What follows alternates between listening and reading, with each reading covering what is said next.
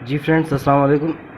तो आज हम अपने दिमागी कसरत में आज जो आपके लिए नया टॉपिक लेके आया हूँ वो मोस्टली आप अमूमन जो है सुनते रहते हैं बार बार कि ये जो फ्रैक्शन होती है वो चीज़ क्या होती है। तो फ्रैक्शन में मोस्टली हम ऐसी चीज़ों को रिप्रेजेंट करते हैं जो एक से कम हो, यानी कि ऐसी चीज़ें जो किसी एक चीज़ के अगर इक्वल पार्ट्स करें या कोई भी पार्ट्स करें उसमें से कोई चीज़ हासिल करें तो हम उसको शो करने के लिए फ्रैक्शन की मदद लेते हैं। अब जैसे फ़र्ज़ करें कि मैं यहाँ पे लिख लेता हूँ कि आपकी एक जो है आपके पास एक केक है, ठीक है। इसके हम 4 पार्ट्स कर लेते हैं। तो 4 पार्ट्स में आपने एक हिस्सा जो है आपने ले लिया, तो आप इससे आप रिप्रेजेंट कैसे करेंगे? अगर आप 1 करेंगे तो ये रिप्रेजेंट करेगा होल को इसको। तो आपको इसको रिप्रेजेंट करने के लिए आपको ज़रूरत पड़ेगी फ्रैक्शन की। तो जैसे आपने 1 लिया है तो आप इसको ऐसे लिखेंगे, ऊपर 1 और नीचे टोटल पार्ट्स के लिखेंगे 1 2 3 4। तो आप नीचे लिख लीजिए टोटल पार्ट 4। तो ये आपका बन गया 1/4। तो आपने जैसे इस चीज़ को रिप्रेजेंट करने के लिए फ्रैक्शन की मदद ली, तो अब ये फ्रैक्शन में रिप्रेजेंट कर लिया आपने। तो ऐसे ही फ्रैक्शंस के कुछ टाइप्स होते हैं और उस टाइप्स में आपके आते हैं प्रॉपर फ्रैक्शन,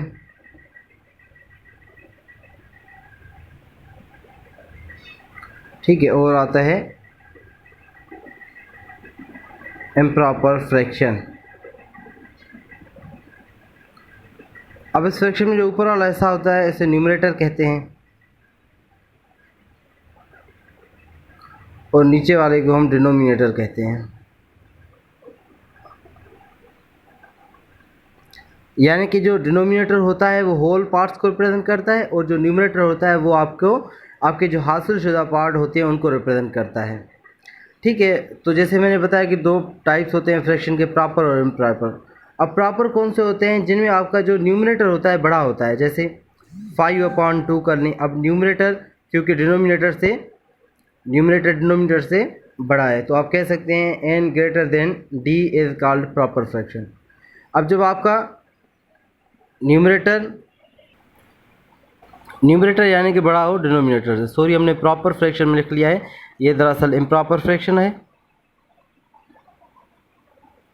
और ये आपका यहाँ पे लिख लेता हूँ प्रॉपर फ्रैक्शन, ठीक है। तो सबसे पहले आप यानी कि न्यूमरेटर डिनोमिनेटर से बड़ा हो तो आप उसको कहेंगे इम्प्रॉपर फ्रैक्शन है ये, ठीक है। इसको मिटा देता हूँ।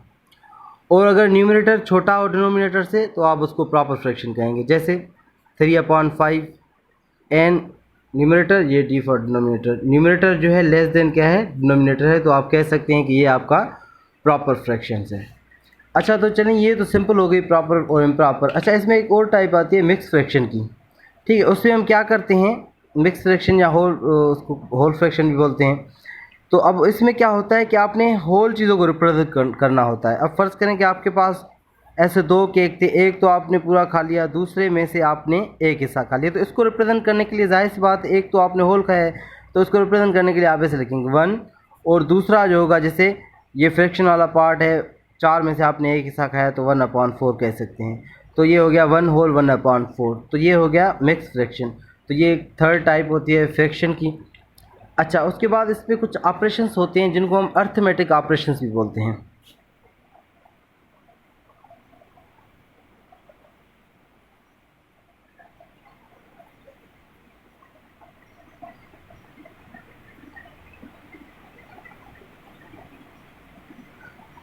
ठीक है, तो हम सीखेंगे कि अब जो हमारे अर्थमेटिक ऑपरेशंस हैं वो हम कैसे कर सकते हैं फ्रैक्शंस वाले। अब जैसे आपको कोई भी गिवन है, 2 नंबर्स गिवन है 1/4 और उसके अलावा आपको दिया गया है +3/4, ठीक है। तो आप इसे कैसे सॉल्व करेंगे?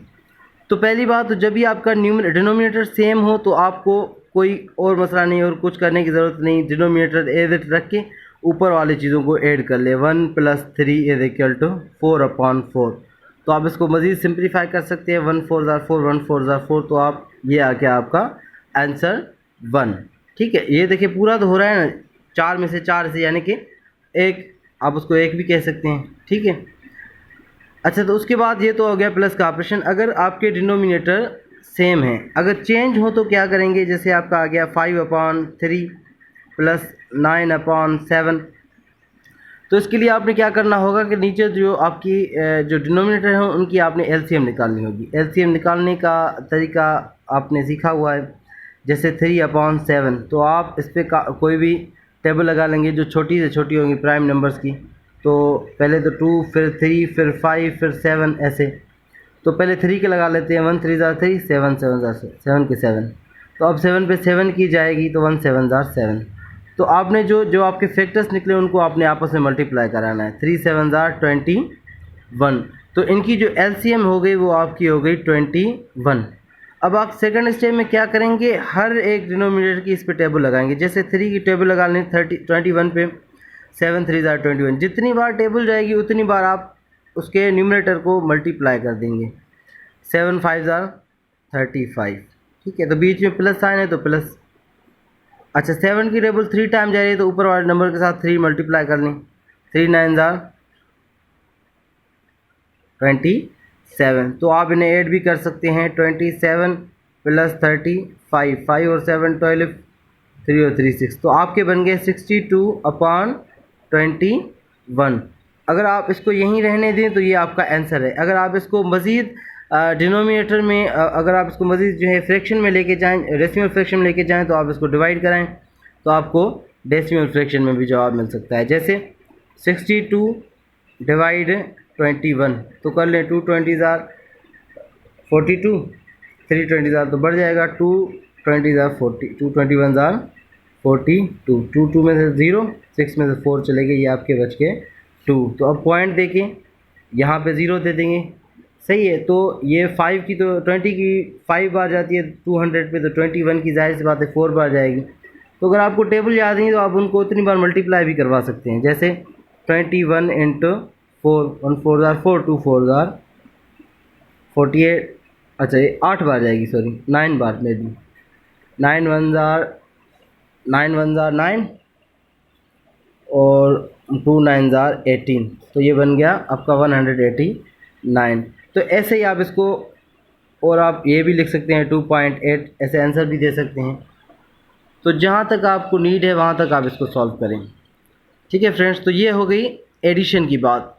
अच्छा, अब दो फ्रैक्शंस के बीच में जब भी प्लस साइन और माइनस साइन आ जाए तो हम क्या करते हैं, एलसीएम निकालते हैं। मेथड सेम होता है, सिर्फ यहाँ पे प्लस की जगह पे माइनस आ जाता है।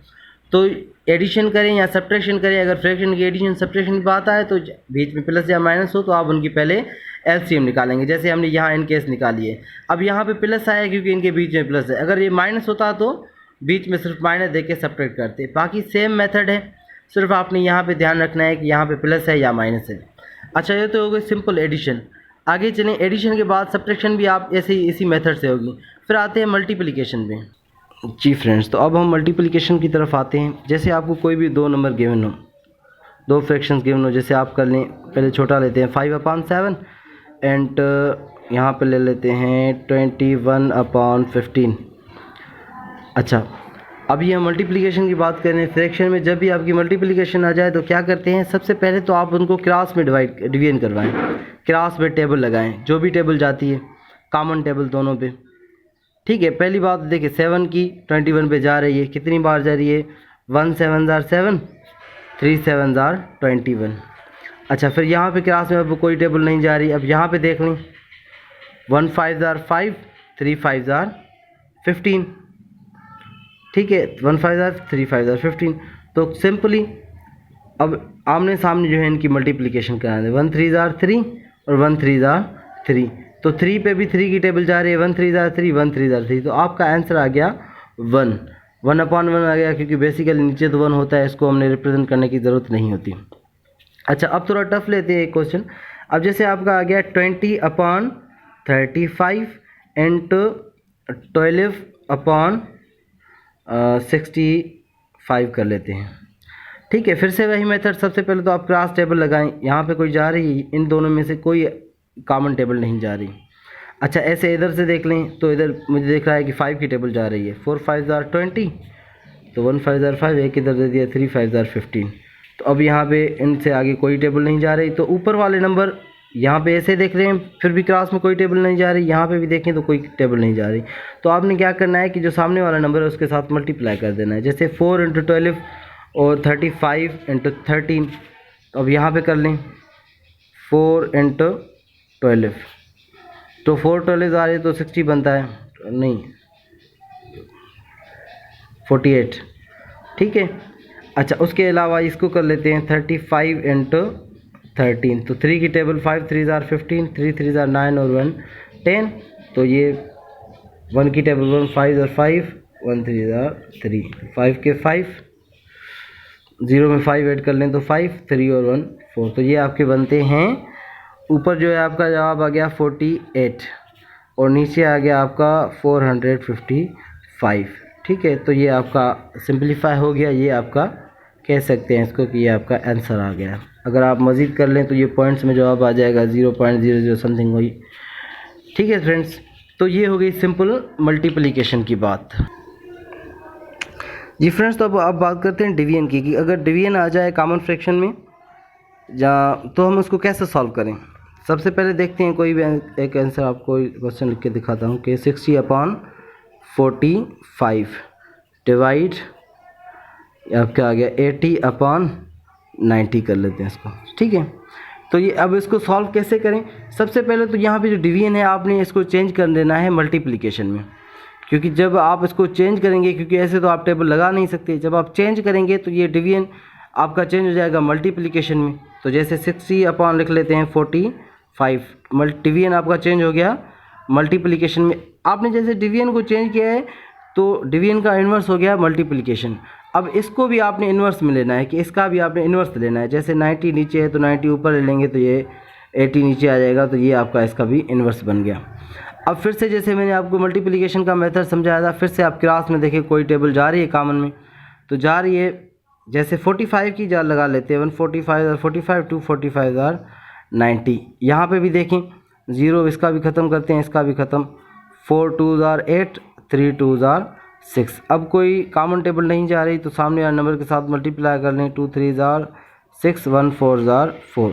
अब देखिए यहाँ पे कोई ना कोई कॉमन टेबल जा रही है तो हम लगा लेंगे। जैसे 2 की जा रही है 3 2 जार 6, 2 2 जार 4। तो ये आपका आ गया 3/2, या इसको आप मज़ीद सॉल्व कर सकते हैं 3/2 करके। तो 1 2 जार 2 बच गए 1 पॉइंट दे के इधर 0 दे दिया, 5 2 जार 10। तो आप इसको 1.5 भी लिख सकते हैं। तो ये इसकी सिंपलेस्ट फॉर्म हो गई। तो आपका ये आपका आंसर आ गया, ठीक है फ्रेंड्स। तो हमने आज चारों मेथड पढ़े कि कैसे डिवीजन होती है, कैसे मल्टीप्लिकेशन होती है। उसके अलावा हमने अर्थमेटिक ऑपरेशन यानी कि प्लस और माइनस सब्ट्रैक्शन के बारे में भी पढ़ा। तो काइंडली हमारे चैनल को सब्सक्राइब करते रहें और हमारे वीडियोस देखते रहें, ठीक है फ्रेंड्स। अस्सलाम वालेकुम।